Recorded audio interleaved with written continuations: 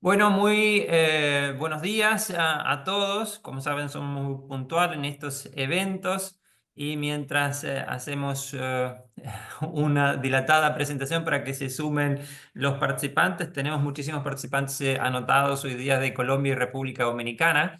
Algo pasó, no lo sé, pero que llama la atención. Así que este es un ciclo de eventos que gracias a la pandemia nos regaló esta posibilidad de estar conectados con gente de toda la región al mismo momento y en diferentes épocas del año. Tratamos de hacer un evento una vez al mes, por lo menos. Así que eso está genial, uno de los regalos de la pandemia. Empezamos por temas tributarios y luego empezamos temas comerciales y este año la idea es tratar temas de innovación y los efectos o cómo internacionalizar. También la idea es quizás en el próximo mes, a ver si hacemos uno para entender el racional que está detrás del amigo Trump, es un poco desafiante ese racional.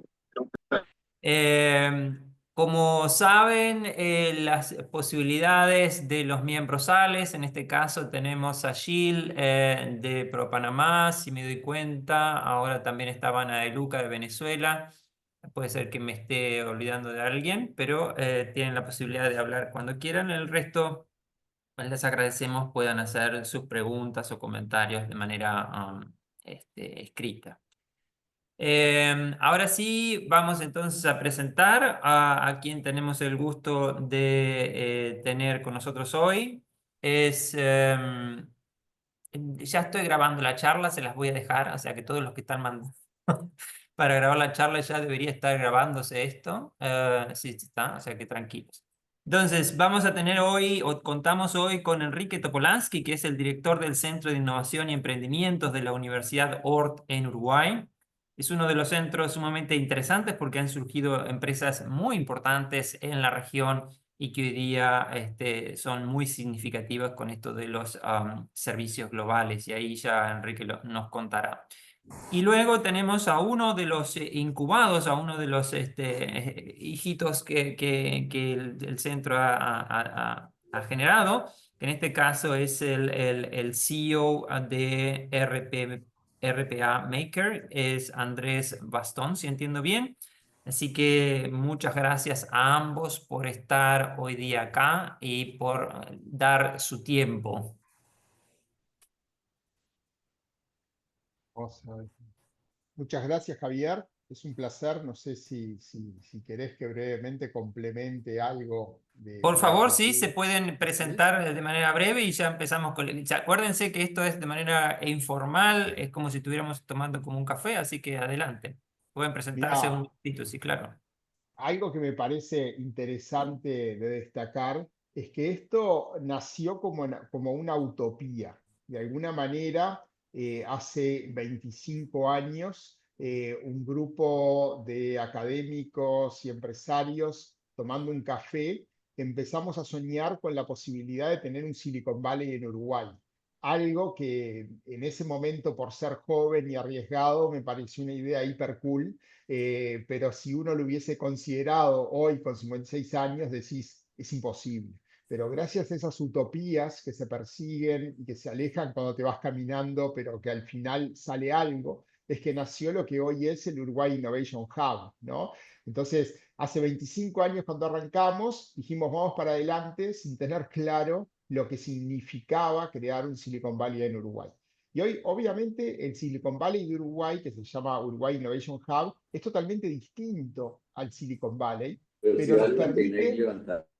pero nos permite estar exportando en tecnologías de la información más de 2.000 millones de dólares a Estados Unidos, convirtiéndonos hoy en el primer servicio de exportación, pasando por encima de la carne y de los bienes y de todo. Entonces, esa utopía que empezó, como bien digo, como un sueño, 25 años después logra desarrollar un sector que en el Uruguay no existía. Hubo que construir piedrita por piedrita desde arranque.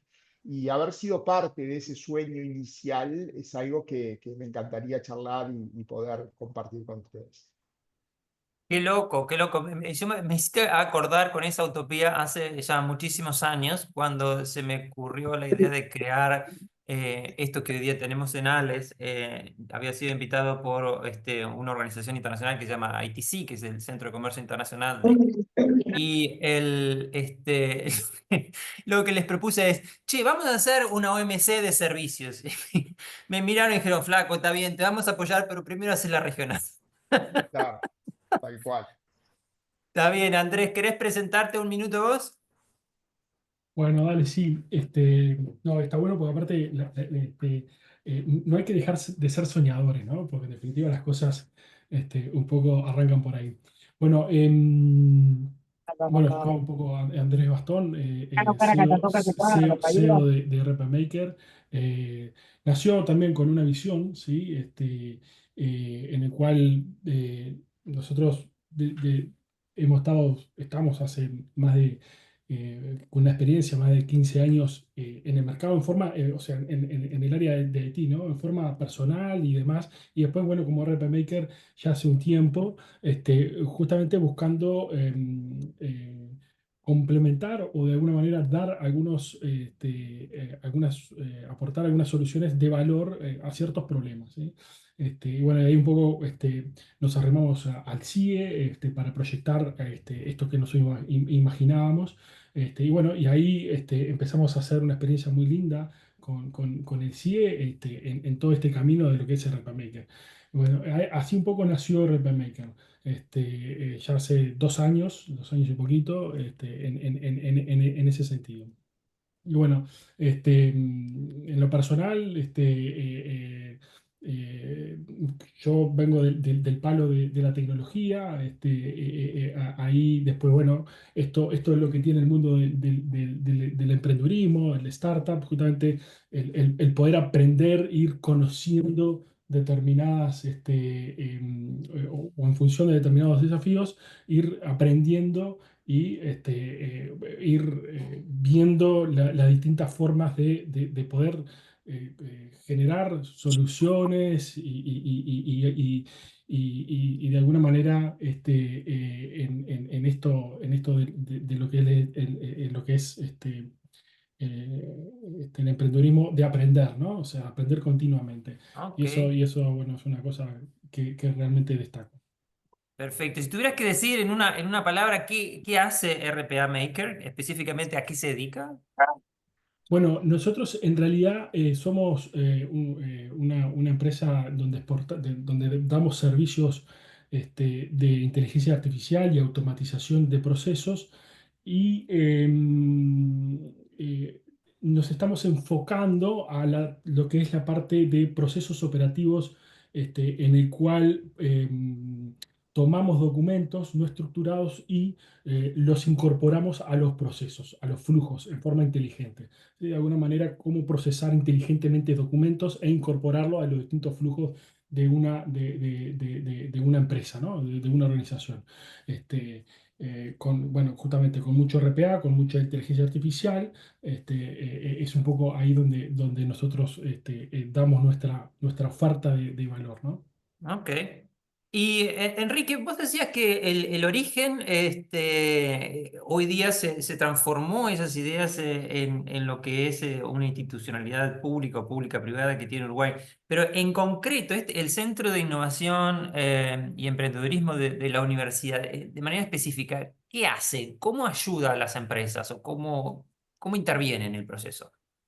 Ya, el Centro de Innovación y Emprendimiento tiene dos grandes patas. Tiene un pilar que se enfoca en emprendedores que tienen una idea que agrega un valor diferencial o que innova y que en una primera etapa lo que quieren es ver la validez de esa idea. Eso es un proceso que se llama preincubación.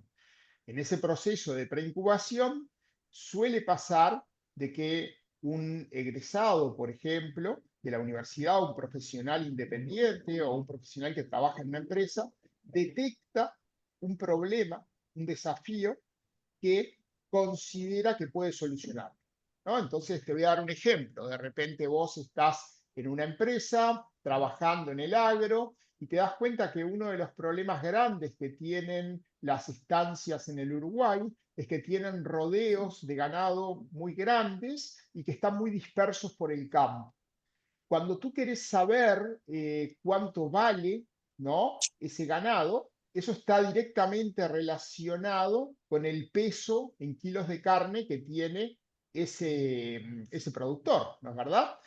Pero si tú tenés que salir a arriar todo ese ganado, llevarlo hasta una balanza, primero tiene un costo en tiempo, en esfuerzo, pero también en kilos de carne, porque si vos tenés que estar movilizando quizás varios kilómetros ese ganado para poderlo pesar, es un problema. Un emprendedor se dio cuenta que existía ese problema y se dio cuenta que la tecnología emergente, las tecnologías disruptivas, por ejemplo, los drones, y en particular los drones combinados con lo que se llama la inteligencia artificial y la Internet de las cosas, podían hacer de que en vez de que el ganado vaya a la balanza, el dron vaya a donde está el ganado. Y así nació un emprendimiento que se llama Ganadería, que lo que hace es presenta un servicio en el cual el servicio es mandar un dron hasta el campo de esa persona, el dron recorre, cuenta y le da en la palma de la mano del celular del productor: hoy tenés tantos animales, hoy tenés tanta plata si vendieras hoy ese ganado. Ese es un ejemplo concreto de una idea loca que nace porque una persona fue capaz de identificar un problema y convertirlo en una oportunidad porque tiene conocimiento. En ese proceso, el Centro de Innovación, ¿qué hace? Les da las metodologías y las herramientas para que sean capaces de validar. ¿Qué es validar? Primero, ver que técnicamente, efectivamente, el dron pueda contar bien las vacas y pesarlas, estimando con un algoritmo de inteligencia artificial. No quiero ser muy detallista en esto, pero cuando vos te entrenás una inteligencia artificial para que sea capaz de una imagen reconocer primero si es una vaca o estamos hablando de un árbol que tiene un aspecto parecido porque es un arbusto o una vaca, tiene que aprender eso. Segundo, a partir de la morfología del animal, ser capaz de decir cuántos kilos de carne tiene. Bueno, eso es un proceso de validación técnica que requiere entrenar al algoritmo, que requiere refinar, que requiere una cantidad de cosas. Una vez que vos hiciste esto, y no me quiero extender demasiado, aparece la fase de validación de la oportunidad de negocio. Es decir, ¿alguien está dispuesto a pagar por esto? ¿Cuánto está dispuesto a pagar? ¿No? Entonces, el Centro de Innovación te ayuda, mediante experimentos de mercado, para determinar quién es el público objetivo que puede tener ese problema y que está dispuesto a pagar y cuánto está dispuesto a pagar. En todo ese proceso accedemos a fondos que pueden ser de inversores ángeles, a fondos que pueden ser de políticas del gobierno para el desarrollo de la innovación, y los ayudamos a inyectar ese capital que necesita la empresa para poder crecer. Esa es la etapa 1, imagínate. Después viene la etapa 2, que la etapa 2 es, por ejemplo, cómo exporto este servicio al mundo. ¿Cómo hago para que este servicio que está funcionando en Uruguay pueda entrar a otros países? Eso es lo que se llama escalar. Para escalar se necesita primero conseguir un mercado objetivo, conseguir las regulaciones de ese mercado, saber qué competencia hay, saber qué productos tienen, saber qué valor diferencial tiene tu producto en relación a la competencia. En eso los ayudamos con mentorías y los ayudamos nuevamente a conseguir los fondos y a conseguir los primeros contactos para entender ese mercado, meterse, exportar. Esa es una vertical. Hay otra vertical que se llama de digitalización y transformación digital, donde trabajamos con empresas ayudándolos a entender cómo trabajan hoy, cuáles son sus procesos y cómo, utilizando estas tecnologías, inteligencia artificial, drones, IoT, sean capaces de incorporarlas en su modelo de negocio para lograr una ventaja competitiva. No me quiero extender mucho, Javier, pero intenté darte un panorama lo más transversal de lo que hacemos. Pero está buenísimo. Y una de las cuestiones que acá hay mucha gente, o no sé si hay mucha gente en ese instante, pero seguramente luego lo ven más, pero de muchos países. Entonces la pregunta es, ¿hay alguna? Porque vos decís que esto pueden aplicar o participar o involucrarse en este centro solo emprendedores de Uruguay o pueden aplicar también otras personas, otros emprendedores de otros países. Bueno, a ver, por un lado tenemos, la mayoría de los emprendedores son de Uruguay, pero Uruguay, como tú sabes, se ha ido convirtiendo en un hub de innovación. Es un ecosistema de los más pujantes en América, es un ecosistema que hoy tiene la mayor densidad de unicornios Para los que no saben qué es un unicornio, es una empresa que factura más de 1.000 millones de dólares. Hoy Uruguay tiene unicornios propios, como Pedido Ya, Biloca, Nauport, pero se ha dado un fenómeno interesantísimo que muchos unicornios de Argentina, de Chile, han venido a radicarse en Uruguay. Y eso hace de que el ecosistema se haya acelerado. Uruguay tiene algunas políticas por las cuales si un emprendedor internacional quiere radicar parte de sus operaciones en Uruguay, tenemos políticas de apoyo para ello. Y el Centro de Innovación es parte de la ejecución de esas políticas. Un ejemplo de esto bien concreto. Acabamos de firmar una alianza con OurCrowd de Israel, con Manatech de Estados Unidos, y creamos un triángulo, Uruguay, Miami, Israel, y ese triángulo nos permite que si una startup quiere internacionalizarse, puede trabajar con nosotros. Nosotros le inyectamos hasta $300.000 de capital, tomando un porcentaje de capital accionario, y lo ayudamos en el proceso de escalado desde su país, pero tomando como base Uruguay al mundo. Entonces, la respuesta, Javier, es sí, existen distintas políticas y acciones para apoyar emprendedores internacionales desde Uruguay. Y Uruguay nosotros lo vemos como un futuro hub y una futura plataforma que hoy ya se está creando y funciona para ayudar a emprendedores de América a escalar. Buenísimo. Andrés, decías que estabas haciendo esta historia de aplicar inteligencia artificial a las empresas y los procesos de estas. Hoy día estás exportando ¿a qué mercados y qué tipo de empresas son tus consumidores? Muy bien. Sí, ahí nosotros, bueno, claramente en Uruguay, por ser parte geográficamente de acá, y después España, ¿sí? Y estamos teniendo algunas oportunidades en Estados Unidos, ¿ah? Concretamente en la zona de Miami. Pero el foco pasa por España hoy, porque bueno, así lo definimos en su momento, y ahí es donde el año pasado nos ha ido bastante bien. Pero bueno, en este desafío de la internacionalización, justamente nos encontramos con también, ¿no? De poder paquetizar o estandarizar lo que podemos ofertar, ¿no? O sea, y en ese proceso eso es un poco en lo que estamos ahora, ¿no? O sea, yo te mencionaba recién el tema de focalizar en la automatización, en la incorporación de los distintos documentos a los procesos de una organización. Entonces, digamos, lo que estamos focalizando es ahí, en España y teniendo alguna experiencia en Estados Unidos. Aunque, y puedo preguntar por qué España y cuál ha sido la vía de acceso a ese mercado. Bueno, sí, sí. Bueno, España fue particular. Nosotros cuando empezamos se nos arrimó al principio como cliente, nos contactaron, ¿sí? Para justamente poder trabajar con nosotros y después ese cliente se empezó a transformar en partner y después generamos un vínculo cada vez que fue creciendo ese vínculo. Bueno, y de alguna manera en él o por él terminamos generando operaciones en España. Fue un poco por ahí, buscábamos también el habla hispana, ¿ah? Digamos, y bueno, y ahí es que empezamos a hacer esa experiencia en España. Siempre Ujú. igual con un foco en Estados Unidos, ¿no? Porque la idea siempre es acceder al mercado de Estados Unidos. Y bueno, ahí en ese desafío estamos ahora. Ujú. ¿Ya tienen algún cliente en Estados Unidos? ¿Están en el proceso de abrir? Sí, tenemos un cliente, estamos haciendo una primera experiencia con un cliente, pero claro, por eso te decía lo de la focalización. Muchas veces para poder llegar bien es necesario tener el foco en el valor que nosotros queremos agregar. Y bueno, en eso estamos trabajando para poder escalar luego esa solución a más clientes en Estados Unidos. Ujú. Eh, pero bueno, es todo un desafío, ¿no? Sí, sin duda.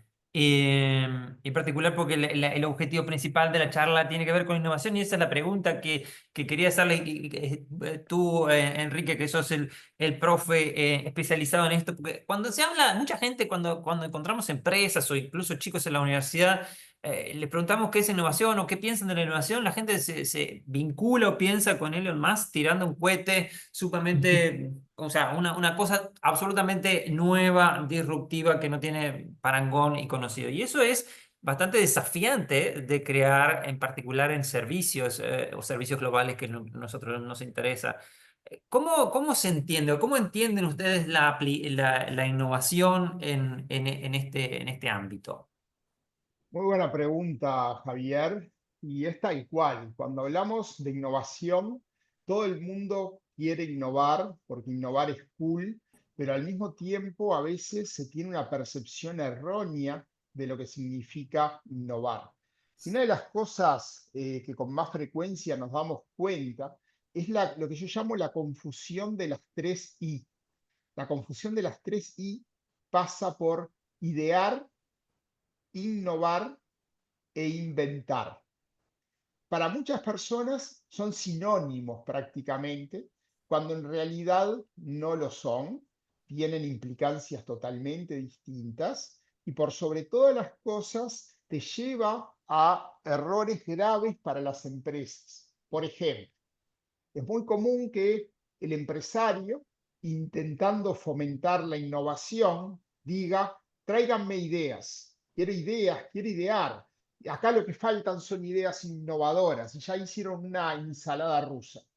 Entonces, las ideas son de alguna manera un proceso creativo en el cual vos lográs imaginar algo, pero eso no es innovar. Puede haber un componente que es importante en la innovación, que es tener una idea, pero la idea en general lo que hace es liberar de culpas al que trajo la idea y no que se esfuerce lo suficiente para lograr que la empresa finalmente innove. Entonces, uno de los errores y consejos más grandes que le doy a los empresarios que estén escuchando esto es que cuando vos a tu gente le decís traigan ideas, lo que estás haciendo es decir, yo ya cumplí. O sea, la persona que trae la idea va a decir, yo ya cumplí, ya hice mi aporte. Y no hay nada más lejano que la innovación que la idea. ¿Ok? Entonces, la idea es el proceso creativo. Luego viene, por ejemplo, el invento, que es la otra I que yo les decía, que es una invención. Cuando vos descubrís, a veces por casualidad, a veces porque sos un PhD y un doctor que estás investigando en profundidad, y lográs mover el estado de conocimiento desde un punto que es conocido a un punto que es desconocido. Eso tampoco es innovación. De hecho, muchísimas tesis doctorales que inventan algo quedan en un cajón y nadie las utiliza. Digo todo esto para llegar finalmente a que innovación es un proceso a través del cual tú sos capaz de agregar valor a una empresa, a una persona, a través de que creaste algo, descubriste algo, inventaste algo que alguien está dispuesto a pagar por ello.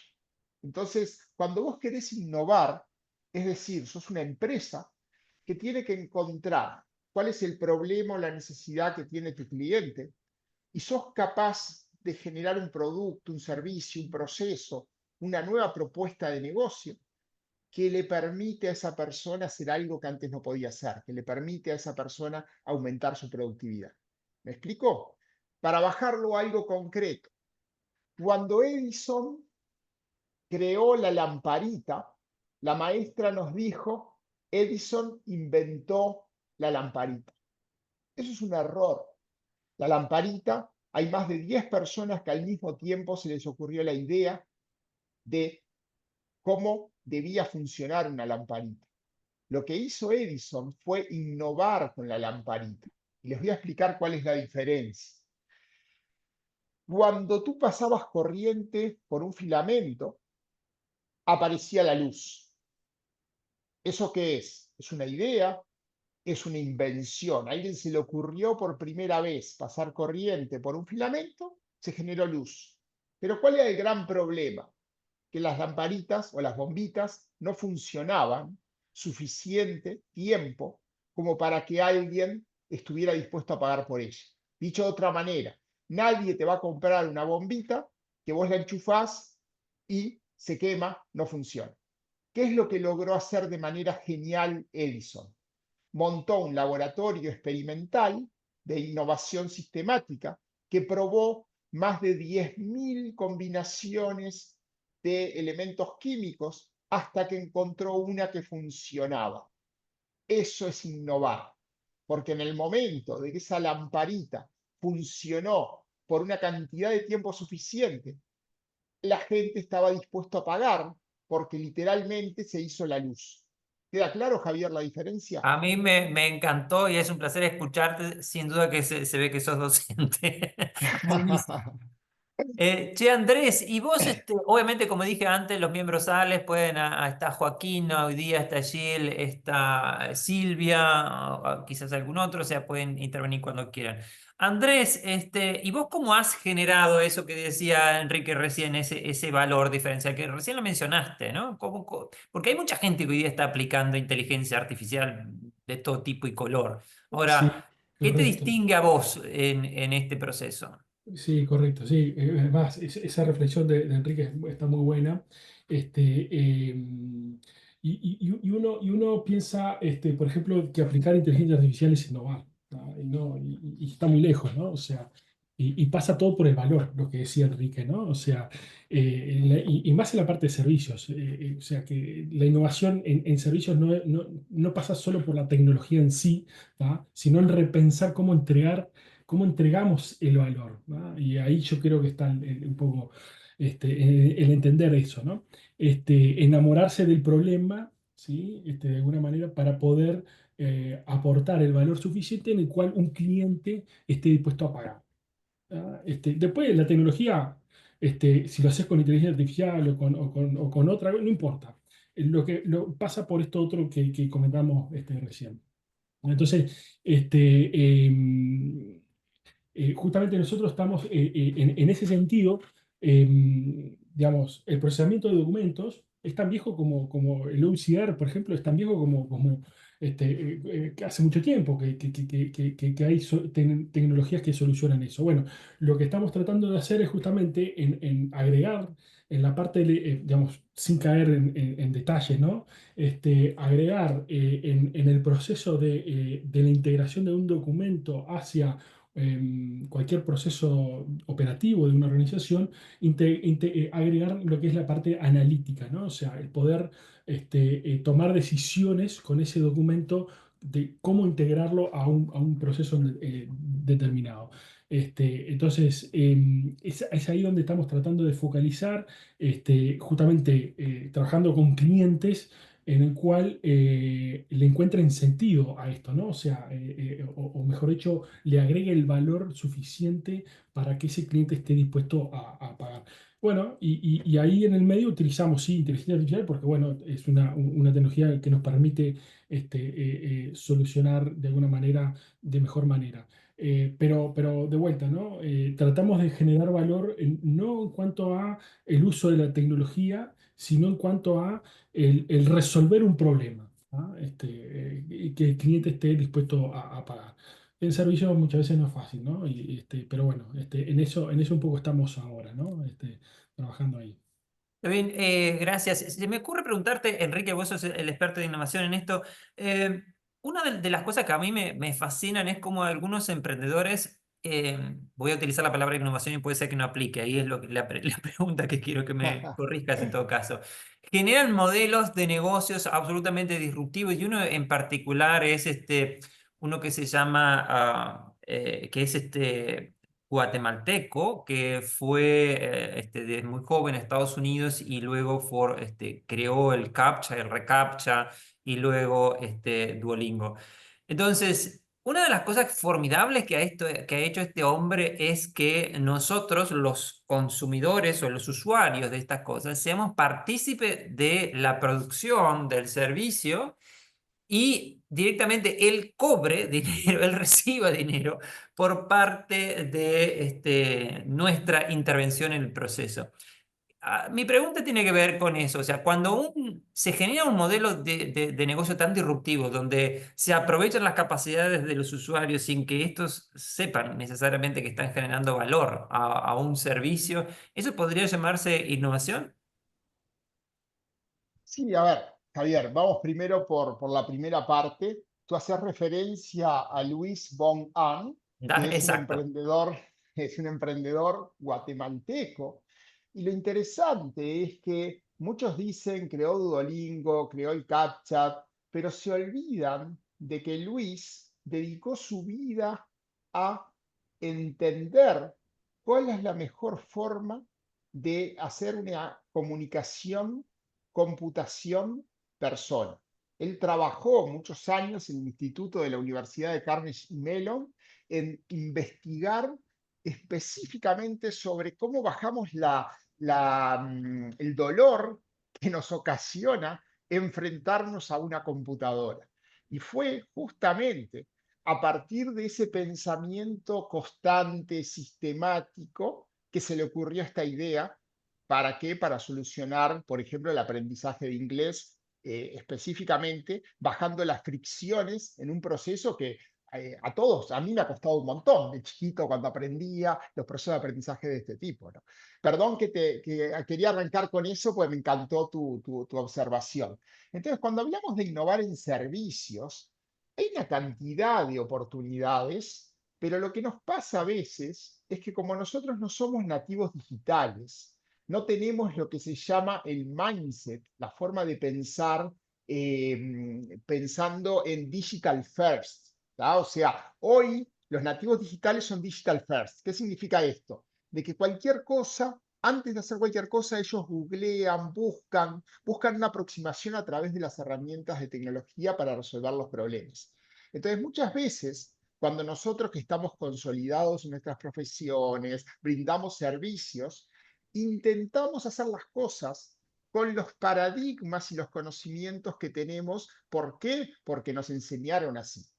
Entonces, no es que no se pueda innovar en servicios. Lo que pasa es que a veces no nos animamos a ponernos en contacto con esos nativos digitales porque son jóvenes, porque ven las cosas de distintas maneras que nosotros Correcto. y, y, y Digamos, como, y como que nos da cierta vergüenza el hecho de exponernos de que no sabemos hacer. Entonces, cuando vos vas a innovar en un servicio, vos lo que tenés que pensar es, ¿hay otra manera de hacer esto? Y no es trivial la respuesta. Me gustaría nuevamente darte un ejemplo, Javier. Cuando empezó Internet, ¿no? Había un servicio que pretendían dar los buscadores de esa época, que era el servicio de recuperación de información. ¿No? Hoy tenemos Google, en el cual Google ha ido cambiando, pero básicamente Google, la genialidad que hizo, ¿cuál fue? Poner un cuadradito donde vos escribías y Google interpretaba lo que escribías y te respondía. ¿ah? Pero yo necesito ir un poquito más atrás para que me entiendan lo que quiero explicar. Cuando recién empezó esto, los primeros buscadores operaban tal cual como operábamos los humanos cuando íbamos a una biblioteca física. Probablemente los que tengan mi edad más o menos se acuerden que vos si ibas a una biblioteca pública, nacional, una biblioteca cualquiera, vos Los cajoncitos. entrabas, ibas a un cajoncito, había un fichero, y ese fichero te decía E128 4 no sé cuánto. Aprendías a leer ese código, te movías por unos laberintos hasta que llegabas a qué? Llegabas a un libro y lo agarrabas.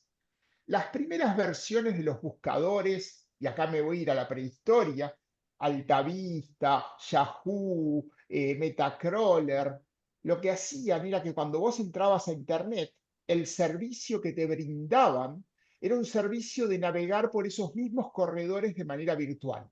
Si yo quería encontrar información sobre Defensor, que es un cuadro de fútbol de acá de Uruguay, entraba primero al corredor de deportes. Dentro del corredor de deportes hacía un clic en el árbol que me llevaba a fútbol. Dentro de fútbol iba un clic que me llevaba a cuadros del país Uruguay. Y finalmente encontraba Defensor y hacía clic y me daba la historia de Defensor. ¿Qué es lo que quiero explicar con esto? Cuando uno busca innovar, normalmente no puede sacarse la cabeza y poner una cabeza con un mindset nuevo. Por lo tanto, los paradigmas que aplicás son los que conocés para resolver ese servicio. Cuando empezó Internet, los primeros genios de Internet tomaban su paradigma y lo volcaban en Internet tan obsoleto pero lo único que lograban era hacerlo más rápido. Eso no es innovar, eso es automatizar. Ahora, pasó el tiempo y a Larry Page se le ocurrió de que no tenía sentido ese paradigma. Se dio cuenta de que era absurdo, que estábamos haciendo la misma basura o la misma forma de trabajo de siempre, utilizando un motor hiperpoderoso. Y lo que hizo fue ocultar ese árbol de búsqueda y hacer que las personas pusieran lo que realmente querían. Quiero saber información de defensor, ¿no? Y atrás de eso, sin que nadie lo vea, ellos siguen recorriendo ese árbol, esa biblioteca, pero vos no te enterás. Entonces, hubo una innovación en el servicio de brindar información que me permitió a mí llegar mucho más rápido a lo que yo quiero. Entonces, la respuesta, Javier, es, en servicios siempre se puede innovar. Lo que pasa es que a veces nosotros nos atamos tanto a nuestras creencias, a nuestras convicciones, nuestros paradigmas, que nuestra propia cabeza nos hace trampa y muchas veces alguien de nuestra empresa o alguien de nuestros círculos cercanos tiene una idea genial y nosotros, pluf, le matamos la idea porque le decimos no digas tonterías, eso no tiene sentido.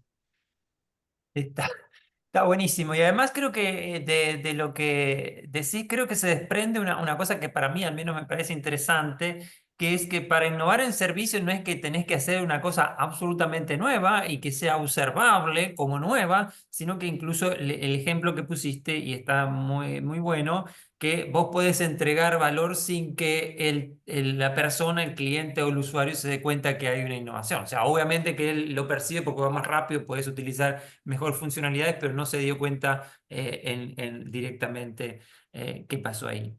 Te voy a dar un Um, ejemplo de lo que hace Andrés. Me voy a meter en el terreno de Andrés. dale. Andrés utiliza lo que se llama RPA, que es automatización robótica de procesos, utilizando inteligencia artificial. Hoy los que exportan saben que una de las dificultades son los códigos arancelarios. ¿Cómo Uf, ponés qué de tema repente? hoy. Es un tema interesante, ¿no? Bueno, además los porcentajes, pero yo no estoy hablando de los porcentajes, estoy hablando cuando tenés que mandar un producto, qué código le pongo a esto, qué código le pongo a esto otro. Y todos sabemos lo difícil que es a veces catalogar determinadas cosas. Bueno, Correcto. Andrés perfectamente con su empresa podría desarrollar una tecnología con un asistente de inteligencia artificial que permite que actúe como un experto. Entonces, Los ese despachantes de agente. aduana estarían contentísimos. Claro, claro, claro que sí. Entonces, perfectamente Andrés lo que podría hacer es una aplicación en el celular donde la persona le saca una foto al objeto y el sistema de experto de RPA le dice, esta es la forma arancelaria correcta para este producto. Ese es un ejemplo de alguna de las cosas que hace Andrés que yo sé que hacen con RPA, ¿no? Capaz que le cambié el contexto para adaptarlo a lo que están haciendo ustedes, pero es perfecto de las cosas que él puede hacer. Y está buenísimo porque esto tiene quizás connotaciones filosóficas. Tú, mi comentario lo tomaste de forma positiva, era intentar de ser un poco irónico cuando lo planteé. Y justo al momento que lo hice, saltó Alejandra, que no sé de dónde sos, pero que tiene que ver con un comentario semejante, ¿no? Con las funciones de algunas actividades o las actividades en sí mismas que al final del día si aportan o no valor. Y no voy a entrar en cuestionar las actividades de los despachantes de aduana, pero simplemente contaré una anécdota. Antes, hace muchos años, yo era jefe de comercio internacional de una organización. Entonces una de las cosas que tenía que hacer era lidiar con el sector de bienes y a mí que nunca me interesó. Pero recuerdo que una vez recibí una llamada, y era un despachante de aduana. Yo no sabía que era un despachante de aduana. Recibí una llamada y me dijo, mire, quiero saber el código arancelario de tal cosa, ¿no? Que es lo que tú acabas de mencionar, que es una tarea, por cierto, que puede ser muy sofisticada en cierto momento, porque eso depende cuál es el arancel que vas a pagar o el temas fitosanitarios. Entonces yo, para no comprometerme, digo, bueno, esto puede estar en el rubro X, qué sé yo, más o menos general. Digo, pero le recomiendo, hable con un despachante de aduana. Y el tipo me responde, yo soy despachante de aduana. Entonces, sin Claro. duda que la inteligencia artificial, Andrés, seguro puede facilitar la labor del despachante de aduana o puede directamente eliminar la labor. Y eso puede hacer los procesos más óptimos en el sentido general. Pero no vamos a meternos con despachantes de aduanas si hay acá.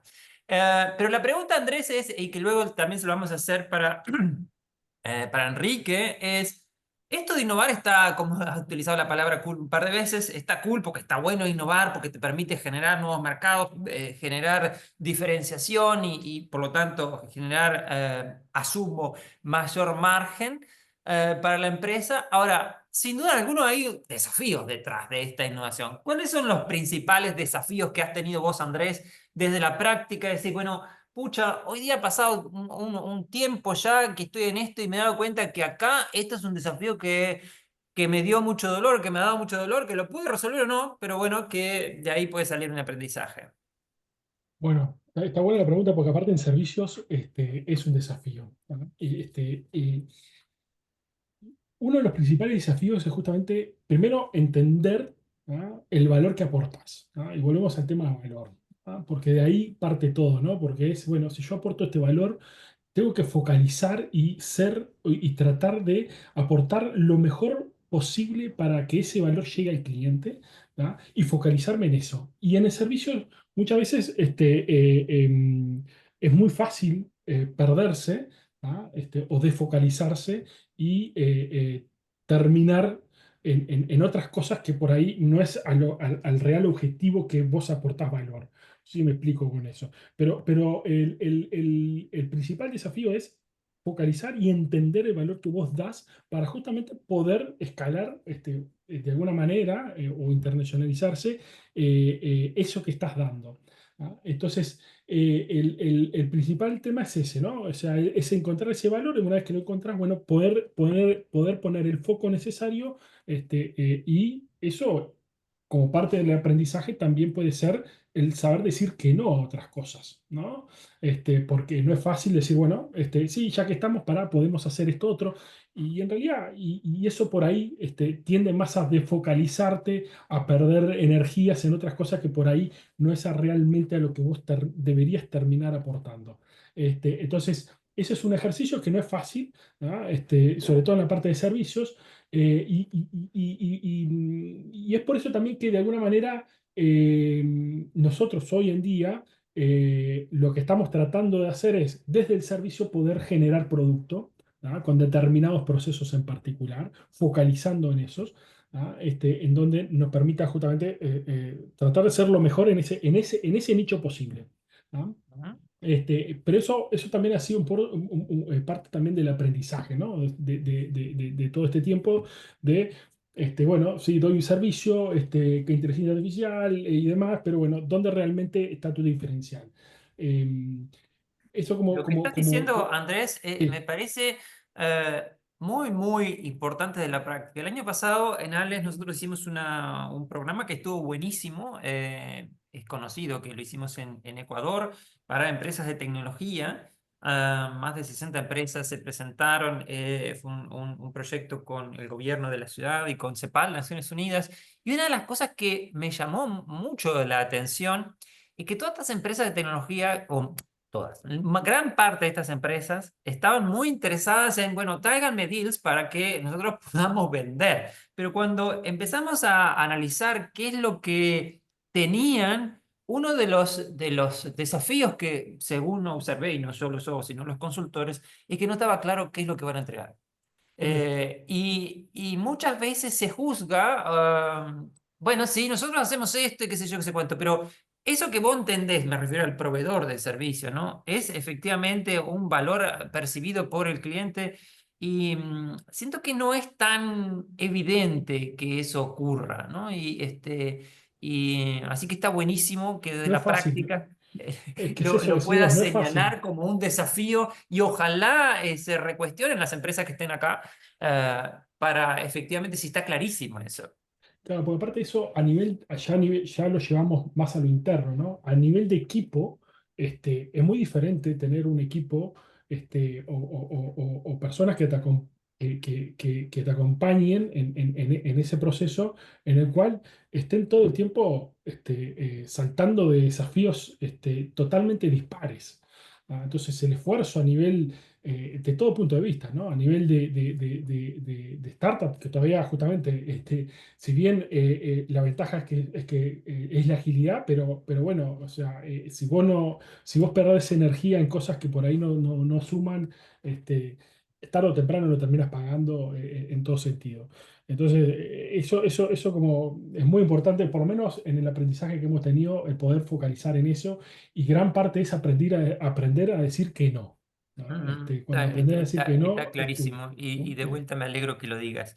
Enrique, ¿cuáles has percibido vos que son los principales desafíos de los emprendedores, de las empresas en este proceso de tanta trayectoria que has tenido para generar innovación? Bueno, a ver, Javier, primero me gustaría contestarle brevemente a Alejandra, que Dale, dice claro. de que de alguna manera que lo que estábamos proponiendo atenta contra el trabajo del despachante de aduana.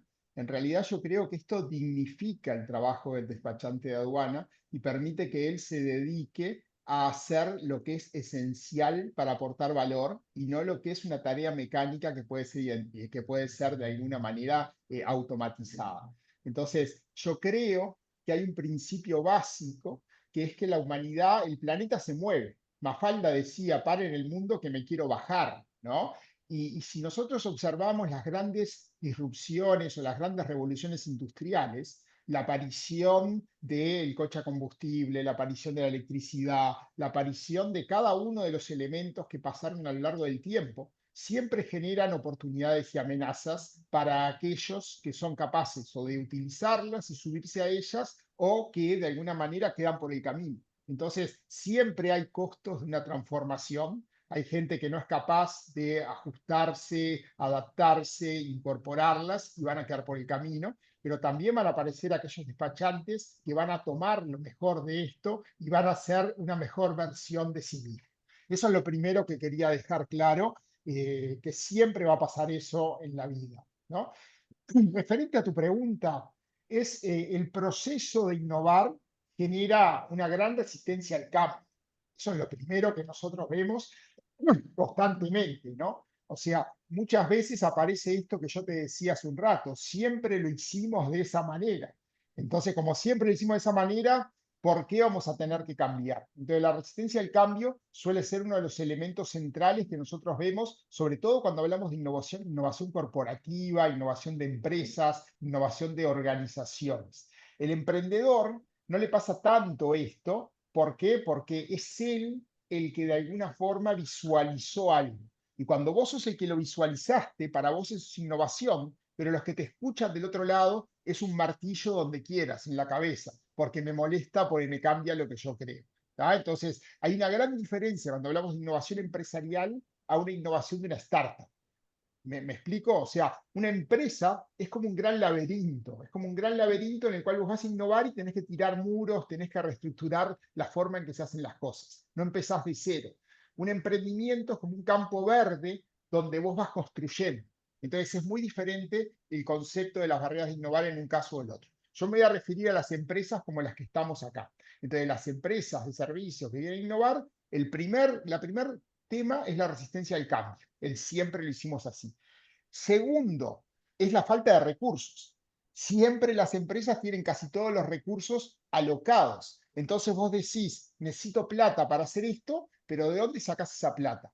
Entonces, todo lo que tiene que ver con una estrategia de innovación tiene que estar apuntalada con una estrategia de financiamiento que a veces implica conseguir endeudamiento, a veces implica conseguir inversores, implica N cosas. Entonces, la segunda barrera suele ser el cómo hago para innovar cuando tengo todos los activos comprometidos, básicamente. Hay un tercer punto que no es menor, que es la falta de talento y recursos humanos. ¿Qué significa esto? Hoy, para poder innovar, estábamos hablando que necesita gente que sepa de analítica de datos, de inteligencia artificial, de ciberseguridad, de todas estas cosas raras. Ahora, ¿cuánto me cuesta? Y vuelvo al tema económico. Y si lo puedo pagar, ¿dónde lo consigo? Entonces hay una barrera terrible que tiene que ver con la escasez de talento hoy en estas áreas específicas de innovaciones disruptivas. Cuarto lugar, las regulaciones. La regulación, las leyes, las políticas van siempre mucho más lento que la innovación. Uber llegó a nuestros países, e inmediatamente, ¿qué queríamos hacer? Hay que prohibirlo. Ah, hay que prohibirlo. Y es tan absurdo como tapar el sol con la mano, ¿no? Porque la gente lo utilizaba y el gobierno lo quería prohibir. Entonces vos decís, es casi tan parecido como cuando jugás con los niños chiquitos, el sol está ahí o no está, y lo tapás y no está y está. A ver, si la gente adopta un cambio, es muy difícil que vos puedas prohibir. A lo sumo lo podés regular. ¿Tá? Entonces, la tendencia es cómo haces para regular. Ahora, el tema de fondo es que muchas veces tu innovación se va a chocar con marcos legales que te van a obligar a negociar, a hacer lobby, a buscar la manera para que el vacío legal que la gran mayoría de las veces se produce pueda ser subsanado lo antes posible. Y por último, y un punto no menor, es la comunicación de la innovación. Muchas veces tu cliente no está preparado. Entonces vos a veces te adelantás tanto que es como cuando un surfista se adelanta a una ola. La ola te cae arriba. Entonces, el lograr avanzar a un ritmo correcto, evangelizando y ir corriendo la ola en el momento justo es otro de los elementos que identifico como claves. Y para cerrar, hay un último elemento que es el elemento de la colaboración. Lo que vos haces acá, Javier Enales, es genial. ¿Por qué? Porque hoy se sabe que la innovación es un proceso colectivo, en el cual hay mentores como yo que trabajamos para ayudar a las empresas a innovar, pero si nosotros no logramos que las empresas que están en el sector interactúen, intercambien, se complementen, se enriquezcan, ese sector se destruye.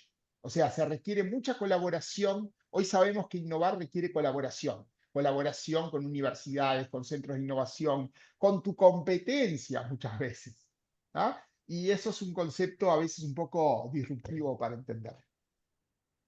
Está buenísimo. Y creo que en el anterior punto, creo que le respondiste, creo, a Mauricio en la pregunta Ah, que hice perdón, no ahora. vi. No Bueno, vi lo de ahora en tu Mauricio. caso lo ves. Pero una de las cosas que en el último evento que hicimos era precisamente entender el ecosistema de innovación de Israel y ahí tuvimos la oportunidad de tener un uruguayo que se fue a los 18 años, pero ya hace muchísimo, creo que es más israelí que uruguayo hasta el punto, pero que ha hecho hace muy reciente un exit de varios cientos de millones de dólares de su empresa. Y fue muy interesante ver cómo él contaba cómo había surgido su emprendimiento, este último, había hecho dos exits. Em, y lo que nos dijo es, bueno, en realidad primero conseguí la plata y después generé el emprendimiento. Y la plata la había conseguido porque soy malísimo para los nombres, me los olvido, pero el creador bueno, uno de estos creadores de sumamente importantes emprendedores había generado un acelerador y había generado esta propuesta él, ¿no? Entonces, mi pregunta tiene que ver con esto que mencionaste recién vos de la plata, ¿no? Que es siempre un tema, y en particular en América Latina, bueno, no puedo innovar porque no tengo plata o porque no consigo plata. En esto de innovación en servicios, ¿cuál son dos o tres vías o formas que se les ocurre como para generar este acceso a financiamiento? Contesto yo. A Dale. ver, en general, los países hoy tienen una carrera por la innovación y para eso definen políticas. En el Uruguay, por ejemplo, está la Agencia Nacional de Investigación e Innovación, que tiene políticas de innovación. En Chile sé que lo tienen, en Panamá sé que lo tienen, y estoy seguro que cada uno en mayor o menor medida en sus países tienen estas agencias que de alguna manera apuntalan a la innovación. Entonces, el primer consejo es acercarse al ecosistema. Lo primero es, si vos querés plata, tenés que entender cuáles son los actores relevantes del ecosistema que te pueden apoyar. ¿Tá? En estos países que comenté, en general desde los gobiernos tenés políticas, por ejemplo en Uruguay tenés políticas para, primero, fomentar la innovación interna formando gente, segundo, políticas para incorporar prácticas de innovación en la empresa. Tercero, para generar, adquirir servicios o desarrollar tecnologías innovadoras. Entonces, primer consejo, acércate al ecosistema, entendé tu ecosistema local. Una vez que entendiste esto y empezaste a aprender la máquina, vas a poder encontrar en el ecosistema líneas de financiamiento que suelen ser gubernamentales, como en el caso de la ANI, en el cual tenés políticas de grants y políticas de subsidios. Las políticas de grants son, por ejemplo, cuando tú tenés un financiamiento no reembolsable porque estás generando un producto o un servicio realmente innovador que va a contribuir a generar empleo en el país, va a contribuir a exportaciones o cosas por el estilo. Después, en segundo lugar, tenés políticas de subsidio. Es decir, tú tenés una empresa y esa empresa quiere hacer un producto mejorado, más eficiente, más efectivo que el que tiene. Entonces podés presentarle a la agencia la propuesta de lo que vas a hacer, diciendo qué impacto va a tener, y de repente te subsidian un 60 o un 70% del desarrollo y vos tenés que pagar un 30%.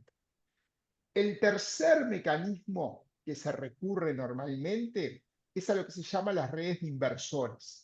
Cuando tú tenés una empresa, existen hoy inversores ángeles o fondos de inversión que trabajan de distintas maneras. Algunos trabajan metiéndose en la empresa, ayudando con la parte gerencial, ayudando con los procesos a pensar, y a cambio de eso adquieren un porcentaje del paquete accionario.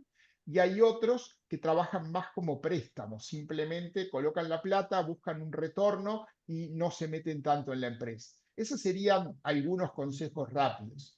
Primero, buscar el ecosistema local, incorporarse, entender las políticas de apoyo que existan. Y tercero, ir a los mercados de capitales tradicionales para innovación, que está dada por lo general por las redes de inversores. Muy bien, gracias. La persona que recién comenté, que no me acordaba el nombre, es Peter Thiel, que es uno de los creadores de PayPal. Ah, Andrés, ¿y sí. cómo has hecho vos para... también entiendo que hay lo que se llaman las triple F, ¿no? El Family, Fools and Friends, que te ayudan. ¿Cómo ha sido tu experiencia, si es que se puede saber, en este proceso de incursionar en emprendimiento y la necesidad de financiamiento? Bueno, muy buena pregunta. Sí, bueno, de hecho nosotros en nuestro camino hemos accedido a ciertos fondos que Enrique comentaba, que son cruciales, ¿no? Para poder ir escalando lo que uno va haciendo. Sin duda, el FF, el que comentas tú, es parte, digamos, es como el primer escalón. Y después, bueno, ya cuando tenés algo ya más validado, por ahí accedes a algunos otros instrumentos.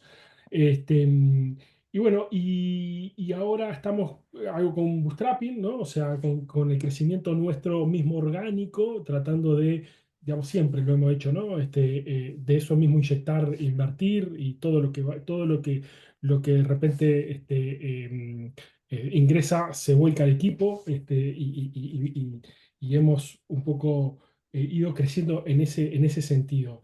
Eh, Justamente para lograr lo que todo el mundo busca, ¿no? En esta instancia que es el Product Market Fit, ¿no? O sea, el ir el ir al mercado y encontrar el fit necesario por lo que haces, ¿no? Para justamente en esa carrera, bueno, por ahí capaz que en algunos otros momentos podemos ponernos a pensar en algunos otros instrumentos más de fondeo, de capital y demás, pero bueno, eso ya son otras etapas que en su momento uno puede evaluar o no. Pero en nuestra experiencia ha sido con capitales propios al principio, después instrumentos gubernamentales, y bueno, en esta etapa con Bootstrap. Está bien, ¿No? entendido. Bueno, ya estamos en hora, pero voy a hacerles una última pregunta sobre cuáles son los tips o las recomendaciones que ustedes pueden hacer para que emprendimientos puedan innovar con foco en la internacionalización. Pero antes de esa pregunta, de esos tips que se les ocurran a ustedes, quiero comentarles que estamos sacando el diplomado internacional en exportación de servicios globales y vamos a tener el honor de tener entre nosotros a Enrique, que va a estar hablando sobre estos temas Así que aquí está Gil, tenés una fan en Panamá, Enrique, ya te había dicho que... Es muy amiga allí. Le mando un beso grande. ¿Cómo estás? Gil, como sos miembro de Ale, podés hablar cuando quieras, pero sí, sí, sos una fan por lo que vi de Enrique. Sí, y muchas gracias porque en efecto soy fan. Enrique y yo nos conocimos, nos conocimos en una experiencia muy interesante en Seattle y desde entonces pues más o menos le he estado siguiendo la pista. Y yo nada más, sé que estamos sobre la hora, pero nada más quería agradecerle tanto a Andrés, a Enrique y a ti, Javier, por las reflexiones. Yo creo que están hablando ustedes de hay que saber qué vale el valor que se aporta, que los desafíos son dispares, la importancia de la colaboración, dónde se encuentran los recursos. Yo sé que Enrique tiene muy claro esa sinergia de academia, sector privado y sector público, y eso creo que también ha sido clave del éxito. Pero aquí nada más quería dejar, yo ahora desde el ámbito de lo que es una agencia de promoción de exportaciones y atracción de inversión extranjera, ¿cómo tú ves, y en el contexto que tenemos ahora a nivel global, cómo tú ves a Enrique, que agencias como esta podrían seguir apoyando para que no solamente en nuestros países, sino que ya también de una forma más de integración, o sea, de, regional, de región, podamos seguir siendo más relevantes, porque aquí hay mucho talento en la región, hay cosas súper interesantes, pero creo que todavía no se conocen. Obviamente vemos a otras regiones, pero creo que tenemos que hacer más eco colectivo de las cosas que se están dando aquí y que pueden ser entonces esas fuentes de posibles um, fuentes de empleo, de oportunidades de que empresas también se localicen en nuestros países, etcétera. Nada más así como a grosso modo me encantaría escuchar. Y espero verte pronto, Enrique, para No, Panamá. un Muchas placer, gracias, Gil. Gil. Soy consciente de lo que has trabajado y lo que te dedicas y cómo te gustan estos temas y será un placer, sí, reencontrarnos y poder hacer cosas juntos. A ver, estamos en una coyuntura bastante compleja en la cual el mundo se está redefiniendo. Es un mundo que está pasando de multilateralismo a proteccionismo y de alguna manera eso va a llevar a una redefinición de todas las cadenas de valor y claramente todavía existe gran incertidumbre. Entonces, lo que yo te diría es que hoy uno de los temas más importantes para una agencia es la agilidad para procesar información y tomar decisiones. Yo creo que, por ejemplo, usos de sistemas de IA y de analítica de datos que permitan entender cómo estas medidas se están aplicando a todos los países, no de forma igual. Yo creo que a veces estamos muy preocupados porque nos metieron un arancel del 10, pero vos de repente a tu competencia directa le metieron un 15. Entonces, ahí aparecen oportunidades interesantísimas para aquellos que sean capaces de entender a gran velocidad qué es lo que está pasando y actuar primero. Eso por un lado, creo que nuevamente vemos cómo la información hoy va a ser poder más que nunca en un ambiente como el que está pasando de altos cambios y alta incertidumbre, ¿no? Después, otro de los temas es que claramente se va a reposicionar, y acá estoy hablando un poco en líneas generales, pero yo siento que va a haber una mayor colaboración sur-sur o hacia otros lados, y creo que también tenemos una gran oportunidad en ese sentido, ¿no? Obviamente no va a desplazar nunca un mercado tan gigante como el mercado americano, pero sí empiezan a aparecer oportunidades interesantísimas en otras relaciones que, que van a aparecer necesariamente con Europa, por ejemplo, inevitablemente.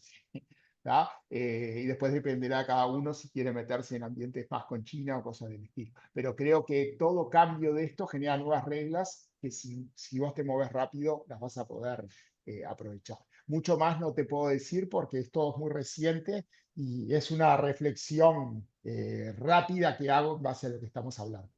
Perdón que me meta, Mm. pero y ahora sí pasamos a la última pregunta que les había dicho de los tips. Pero una de las cosas que a mí me parece sumamente interesante, mientras se despierta en la mañana el señor Trump a ver a quién le pone aranceles o a quién se lo saca, está siempre hasta ahora hablando de productos y sin duda alguna para nuestro sector, más allá de los desafíos intrínsecos de ponerle aranceles, por ahora y por otras cuestiones de economía política que tienen que ver con quienes han apostado por su carrera política en los últimos tiempos, el sector tiene en este momento de una aureola más de oportunidades que de desafío. Ese es un Estoy comentario de acuerdo, tercero. estoy de acuerdo. Estoy de ¿Cuáles son acuerdo los tips? Y totalmente. con esto cerramos. Bueno, a ver, si empiezo yo, uno de los tips más importantes es pensar global. ¿Tá? O ¿En sea, qué? Ok. pensar global desde el día uno me parece que es importantísimo. Sacarnos, yo le llamo sacarnos el balde de lo local y tomar desde lo local las oportunidades globales que existen. Eso implica algo que ya hacen, supongo, esto de ir a ferias, conectarte, entender al otro, eso es lo primero. ¿Por qué? Porque a veces lleva el mismo esfuerzo resolver un problema local que un problema de índole internacional. Entonces, a veces nos pasa de que, por ejemplo, en Uruguay, que somos un país chiquito, nos centramos en el mercado uruguayo y no nos damos cuenta que por el mismo esfuerzo pueden aparecer oportunidades mucho más grandes en el exterior. ¿Tá? Eso sería los principales consejos. Foco global, centrarse en las necesidades que existen en ese mercado y desarrollar a partir de eso una propuesta de servicio que de alguna forma busquemos ya de entrada enfocarla a ese cliente, validarla específicamente en ese mercado y no considerar a veces lo que termina pasando es que nosotros validamos en el mercado uruguayo, pero nos damos cuenta que culturalmente es muy distinto al mercado de destino. Entonces, eso sería un poquito los consejos que yo les daría. Andrés. Bueno, así, tomando eso que dice Enrique, la visión internacional un día uno es crucial. Y después, bueno, agregar ahí, que también se ha dicho, poco en el cliente, después pensar en que sea algo más escalable, ¿ah? Y bueno, conectar con redes de valor. Y después lo otro que desde perspectiva de una startup, ¿no? O sea, no esperar a tener todo perfecto, ¿no? O sea, es ir con algo pequeño pero real, e iterar sobre eso, ¿no? Iterar todo el tiempo sobre eso hasta, bueno, llegar realmente a lo que en algún momento vamos a terminar llegando, ¿no? Entonces, eso es un poco no sé, los tips que yo tengo y que por ahí están, bueno, compartírselos. Yo estoy haciendo un proceso doctoral ahora y lo que acabas de Ajá. decir, Andrés, tiene que ver con lo que se llama Effectuation Theory, que para mí está genial, ¿no? Que es muy uruguayo, ir Sí. haciendo en la medida en que vamos haciendo. O sea, muchísimas gracias a ambos, ha sido un placer escucharlos. Ahí Enrique puso su LinkedIn o su LinkedIn. Vamos a estar con Enrique en el diplomado. Muchas gracias a todos. Y nos vemos la próxima, así que Está hasta bien, pronto. Gracias. un placer saludarlos y a las órdenes. Chao, chao. Gracias a ustedes. Chao, Bueno, chao. chao, chao.